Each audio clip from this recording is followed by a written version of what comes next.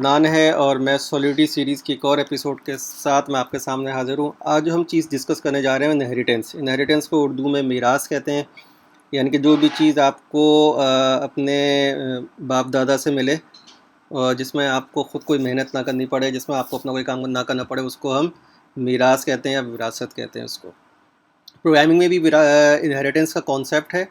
Inheritance का concept का मतलब ये और अच्छा दूसरी बात है, इनहेरिटेंस में खाली आपको पैसे नहीं मिलते, आपको सलाहियतें भी मिल सकती हैं। मिसाल के तौर पे आप किसी के दादा जो होते हैं, बाप दादा होते हैं, वो बहुत अच्छे पेंटर होते हैं, आर्टिस्ट होते हैं, तो वो बच्चे में पोते में भी वो सारी सलाहियतें ट्रांसफ़र हो जाती हैं जीन्स के थ्रू। तो ये तमाम चीज़ें कॉन्सेप्ट वहीं से निकला है। प्रोग्रामिंग में भी अगर आपने जावा वगैरह सी में काम किया हुआ है तो आप इनहेरिटेंस से वाकिफ़ होंगे, लेकिन जो वाकिफ़ नहीं है वो शायद ये हैरान हो रहा हूँ कि भाई इसकी ज़रूरत क्या है इस चीज़ की। तो ये सारी कोड को मैनेज करने के लिए इस्तेमाल होता है। जैसे कि आपके सामने कोड लिखा नज़र आ रहा है, मैं अलग अलग कॉन्ट्रैक्ट भी बना सकता हूँ उसको, लेकिन ये क्लासिफिकेशन के तौर पे काम आता है मैनेज कोड करने के लिए। मिसाल के तौर पे ये बता रहा है कि ये कॉन्ट्रैक्ट जो है कैट, ये कौन सी क्लास से, एनिमल क्लास से, यानी किसी क्लासिफिकेशन हो गई एनिमल से। और एनिमल की क्या खूबी है, वो साउंड है उसकी, कि वो साउंड निकालता है।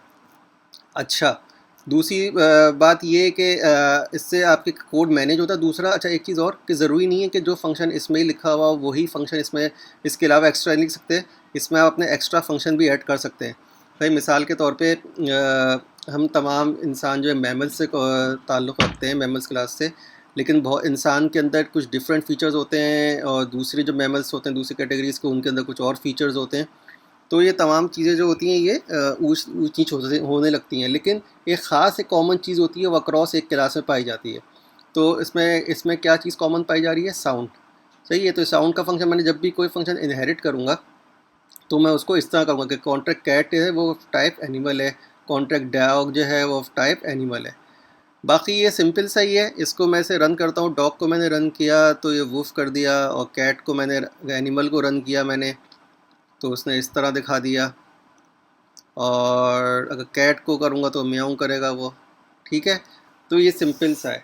अच्छा, ये इससे आपको कॉन्सेप्ट तो ऑफ कोर्स क्लियर हो गया। आप सोच होंगे कि यार ज़रूरत पड़ती भी है प्रैक्टिकल उसमें, मैं कहूँगा बिल्कुल पड़ती है।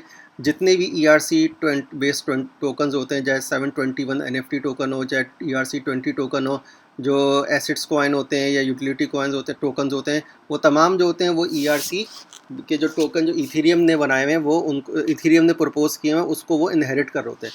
मैं आपको प्रैक्टिकल एग्जांपल दिखाता हूँ इनहेरिट की। ये देखिए, मैंने एक प्रोजेक्ट किया था NFT बेस्ड। उस NFT बेस्ड प्रोजेक्ट में मैंने क्या किया था कि एक वो कार का मैंने एक सिस्टम बनाया था कि कार को किस तरह एज NFT मार्केट प्लेस में सेल किया सकता है। इसमें आप देखें, कोड देखें, ये वही प्रेगमा सॉलिडिटी है। ये मैंने इंपोर्ट कर लिया कॉन्ट्रैक्ट। ये इंपोर्ट इसलिए यूज़ कर रहे हैं क्योंकि अलग फ़ाइल में मैंने यहाँ पे सिर्फ एक ही फ़ाइल में तमाम लिख दिए। अगर आप उसको अलग फ़ाइल में लिखेंगे तो इंपोर्ट कर लेंगे उसको, तो बड़ी सिंपल सी चीज़ है। यहाँ पे इंपोर्ट मैं आपको शायद बता भी चुका हूँ, इंपोर्ट मैंने कराया भी है, इफ़ आई रिमेंबर करेक्टली। तो अच्छा, तो ये देखें, ये ओपन करते हैं, ये ERC 721 इंपोर्ट किया, काउंटर्स को इंपोर्ट किया और इसको इंपोर्ट किया। फिर ये मेरा कॉन्ट्रैक्ट है डी कार्ड्स के नाम से। डी कार्ड्स के नाम से मेरा कॉन्ट्रैक्ट है। इस किस किस को इनहेरिट कर रहा है? 721 को इनहेरिट कर रहा है और ओनेबल को इनहेरिट कर रहा है। ठीक है, ये देखिए प्रैक्टिकल एग्जांपल बता रहा हूँ। और फिर देखिए कंस्ट्रक्टर डिफाइन कर दिया। कंस्ट्रक्टर जिस तरह, उसमें मैंने कंस्ट्रक्टर मैंने अलग से नहीं कराया, मैं आपको यही बता देता हूँ। कंस्ट्रक्टर जिस तरह C++ वगैरह क्लासेस में कंस्ट्रक्टर होते हैं, जब भी एक इंस्टेंस ऑब्जेक्ट क्रिएट होता है तो वंस वो क्रिएट होते हैं, बिल्कुल इसी तरह इसका भी है कि जब ये पहली दफ़ा जब एक्शन एग्जीक्यूट होते हैं तो ये वंस ये कॉल होते हैं और वैल्यूज़ जो हैं वो सेट कर देते हैं। तो ये मैंने कंस्ट्रक्टर डिफाइन किया, और ये मिंट NFT जो है ये मेरा अपना फंक्शन है। ठीक है, मिंट NFT के अंदर मैंने ये टोकन फला किया। फिर मैंने ये सेफ मिंट का फंक्शन देख रहे हैं आप, सेफ मिंट और सेफ टोकन URI, ये जो है सेफ मिंट जो है ये ERC 721 का पार्ट है।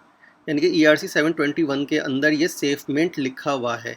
तो मैं अगर चाहता तो मैं यहाँ पे इसको साउंड का कोई इस तरह कर भी सकता था, या कोई आवाज़ करके मैं नाम रख सकता था, उसका कुछ भी नाम रख सकता था। लेकिन मैंने इनहेरिट, क्योंकि ये सेफ मिंट जो है मेरा ये यहाँ पे बना हुआ है और मैंने इसको कॉल कर लिया। सेफ मिंट की तमाम जो लॉजिक है वो ERC 721 के अंदर लिखी हुई है।